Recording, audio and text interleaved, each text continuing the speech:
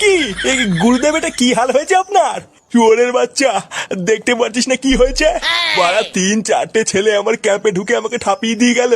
তুই কি বাড়া বাইরে দাঁড়িয়ে দাঁড়িয়ে বাল ছিঁচিলিস নাকি রে?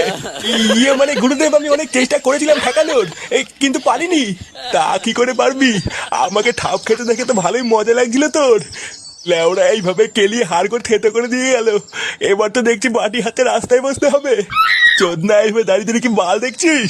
আমাকে তাড়াতাড়ি হাসপাতালে নিয়ে চ। আচ্ছা আচ্ছা গুরুদেব, চলুন চলুন। তোমাকে লেওরা বিয়ে করাই আমার ভুল হয়েছে। বাড়া মা হওয়ার ইচ্ছা হয়েছে তোমার, মা? হ্যাঁ, লেওরা বন্ধুদের সামনে আমার মান সম্মান সব শেষ হয়ে গেল। দেখো, তোমাকে আমি অনেকদিন ধরে বলেছি, এখন তুমি যদি না শোনো তা আমি কি করব? কি করবে মানে? তাই বলে কি ভস্রী বাবার কাছে যেতে হবে নাকি? বাড়া তোমাকে আমি ডিভোর্স দেবো, ডিভোর্স। এই কি হয়েছে রে পল্টু?